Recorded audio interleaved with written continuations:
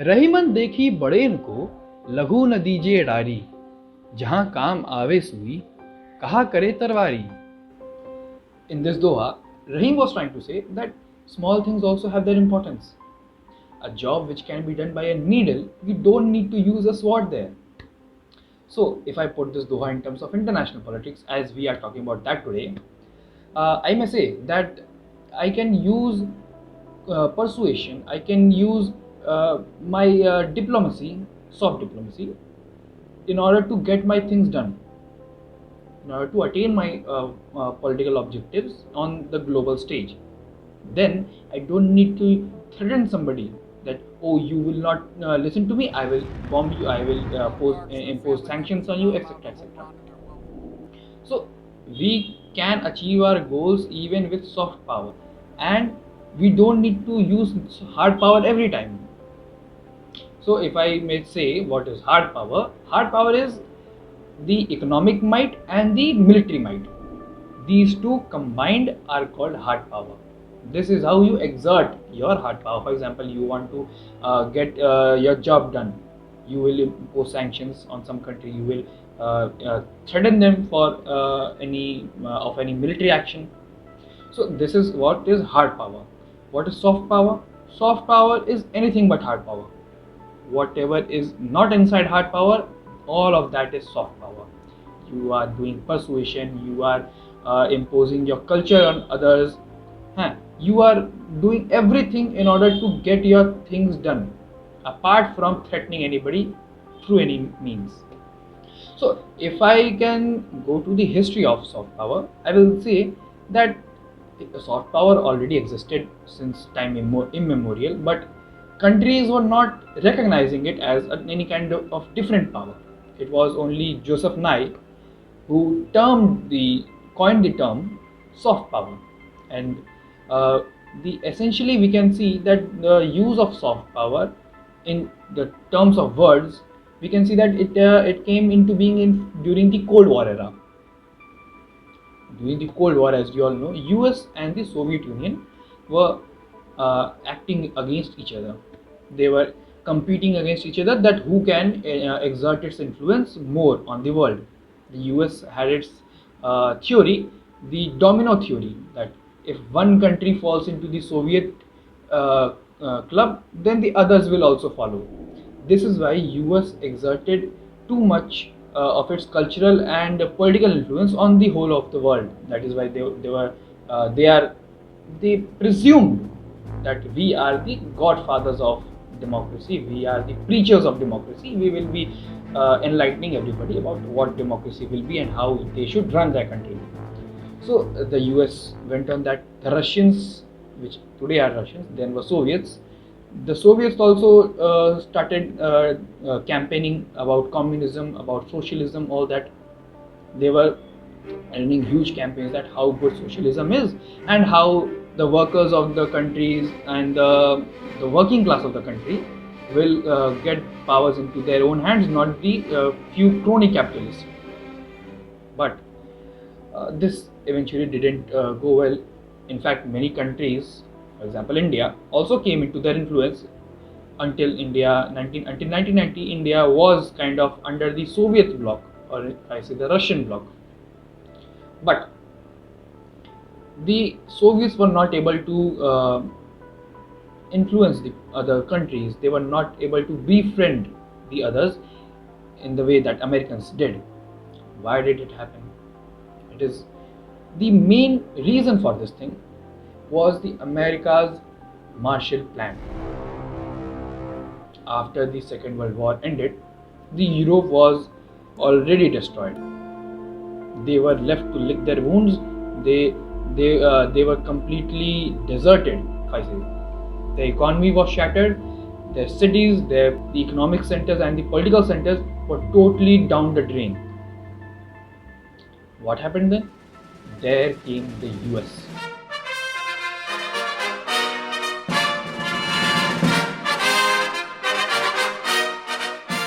They entered Europe and they announced a Marshall Plan. It is a program of construction, production, and recovery. They gave loans to the European countries, essentially to the Western Europe. They gave loans, they helped them rebuild their countries. What was the result? The European countries, essentially the Western Europe, became the vassal states of the US. They became dependent on the US. Whatever they can do now was essentially US was doing it. They were taking permissions from the US. Acha, Dada, we have to do this, we have to do this, please let us do this. US was kind of the boss there. So this became the scenario after the Marshall Plan that the US uh, gained influence in Europe. This is essentially what they did in other countries also. They established the super institutions of the world, like the World Bank. United Nations was essentially extension of the US, even though Russians were also there. But if I say the World Bank, the IMF, and all kinds of monetary and social institutions, international institutions that were set up, they were kind of the extension of the United States. The US played its soft power there. The US did not fire a single bullet in all of these, even though they had fought wars, the Vietnam War, the Afghan War, etc. etc. They did fight wars, but it was the soft power of the US which increased their influence in the global stage.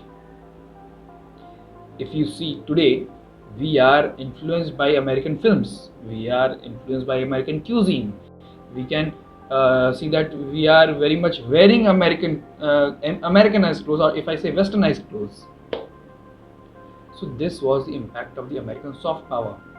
The Americans were seen by the world as good guys. Who was the bad guy? It was essentially the Russians, because somebody was needed to be made, the Bali ka Bakra. So it was the Russians that the American made, that these are the bad guys. So this is what happened with the this is how the Americans got their help from soft power. It helped to refine their image. It helped to whitewash their image in the world, even though they have committed many atrocities in the world. From US and Europe, let's shift to Asia. In Asia, there are two power centers. One is India and other is China. In the case of China, if I see, let's keep India aside for now. In the case of China, if I see, there you can see that Chinese have built a global image that they are so good. They are the replacement for the US. How did it happen? It was in the 80s when China shifted itself to capitalism, if I may say correctly, the communist version of capitalism. So here, the Chinese got the opportunity and the exposure for of the globe. In this case, China tried to exert its language, its culture, its lifestyle, everything. And interestingly, the Chinese rise was termed as a peaceful one by the West.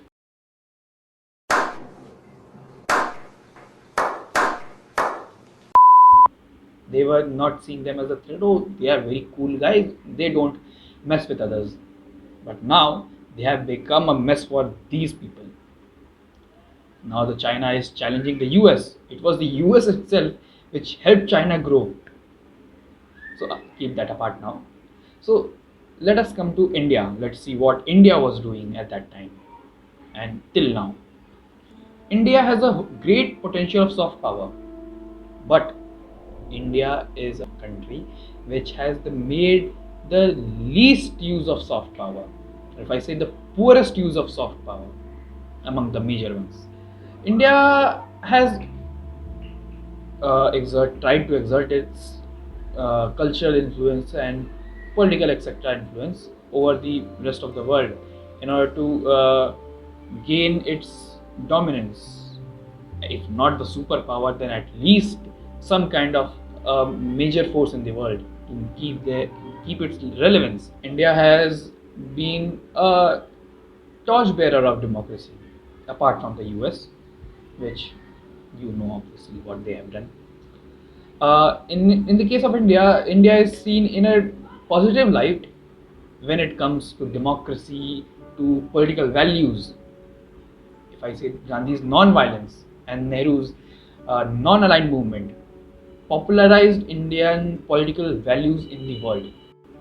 Apart from this, the secularism and all those things, these are very fancy stuff. Secularism, democracy, human rights, which India got popularity in which in these things. If you talk about the entertainment industry, you all know the word Bollywood is used for the Hindi film industry in India. So that film industry and the television industry has a great influence on our neighborhood. You go to Pakistan, you go to Nepal, you go to Sri Lanka, you go to Bangladesh, they have a big influence of the Indian film industry. If I say the Indian entertainment industry. And it's not just these countries. You go to other parts of the world also. You go to Africa, you go to Middle East. Even in the history, if you go to Russia, there was a big influence of the Indian entertainment industry. Russians were a big fan of the Hindi film industry at that time. Yeah, you go to Southeast Asia, you go to East Asia. All these places you will see a great influence of Indian entertainment industry.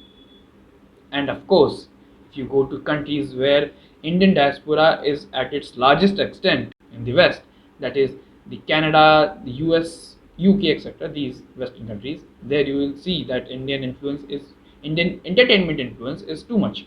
Now let's come to the cultural influence of India. See, India has had a huge history as of now. We can see that Hinduism and Buddhism had a great influence on these Asian countries, especially in the Southeast Asia and East Asia. So, if you go to Thailand, Myanmar, you go to Japan, you go to Korea, you go to even to China, if you say, there is a great cultural influence and spiritual influence of India there. If you can connect Buddhism, especially Buddhism, and also Hinduism, if you go to the Southeast Asian countries. From Nehru's era of global politics, now come to the Modi's era of global politics. Yes, I have skipped some of them, but I have talked about them in brief. So, what has he done since his election in 2014?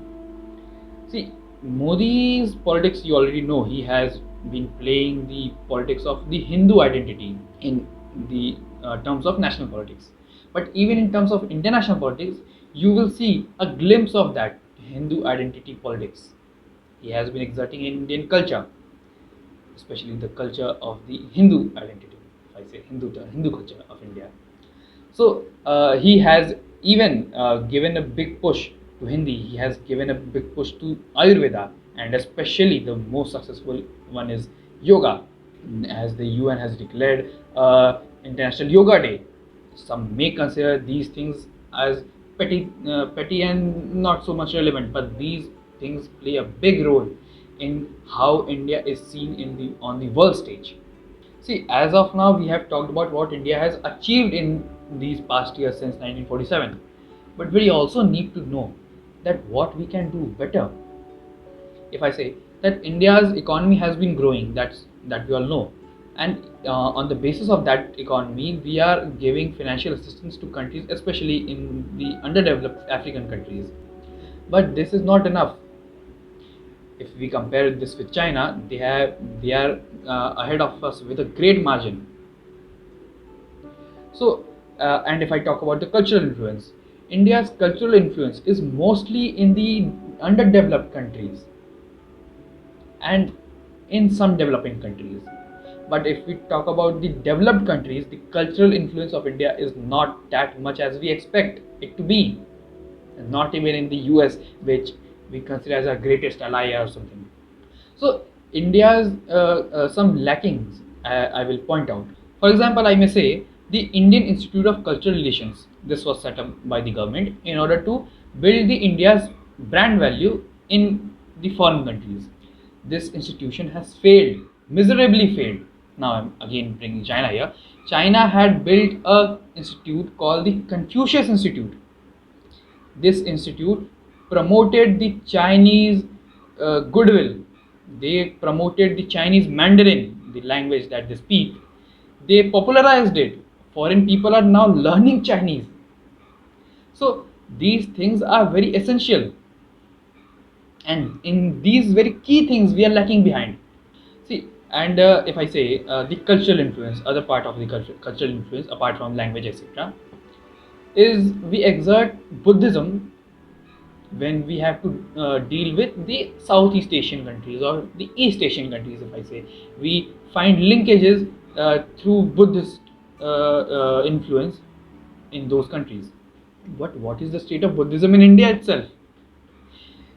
Where in other countries they have indigenized Buddhism in their own way according to their own culture, in India we see that Buddhism is on its decline. There are not enough followers in India of Buddhism, the birthplace of the religion. So these things we need to think about. The other aspect, if I point out, India's big brother attitude. We think that in our neighboring countries, apart from China and Pakistan, we have a great relationship with those people. But that is not the case every time. If you talk to people in Nepal, if you talk to people in Sri Lanka, if you talk to people in Bangladesh, many of those people see that India is exerting a attitude which is like a big brother. I am greater than you, you don't talk. You are like my smaller one, so you obey my orders. You may say that yes, this is the truth. India is more powerful, India is more economically strong, etc., etc. But the smaller the countries are, the greater their self-respect is. If India needs to engage these small countries in a more friendly manner, we have to treat them equally. Otherwise, what is happening with these countries going with the Chinese? You have seen that Nepal was under the previous communist government. They were siding with the Chinese. You have seen Sri Lanka siding with the Chinese. You have seen Bangladesh even to some extent siding with the Chinese. No country likes the no smaller country likes the bigger ones to bully them, or if not bully them, to show that we are more powerful than you. You don't teach me what to do. In these aspects, India needs to think. So, soft power is the way ahead. If you want to prevent wars, at least to a greater extent, soft power is the way ahead. If we were not using soft power in order to convince other countries, in order to persuade them without using any kind of force, then we would have been seeing the third, fourth, fifth, numerous world wars. If I act as a bully, if I keep threatening you from point to point, then you will not be liking that. At one time you will be fed up with me and you will say, you go to hell, you do whatever you want, I don't care. But if I persuade you, if I make you understand my thing, if I convince you that see, I am whatever I am doing, this is legitimate, this is very good, then you will not be feeling that bad. So soft power is the way ahead. And as in the present times we are seeing the Russia-Ukraine war, the China-Taiwan conflict, where hard power is taking over in all over the world, not just in certain specific countries, but all over the world. We are seeing that the warmongering, the threats, the economic sanctions, etc., are taking over. Hard power is rising all over the world. Soft power needs to be put in action, because it is the only thing which can run the show, but in a peaceful way.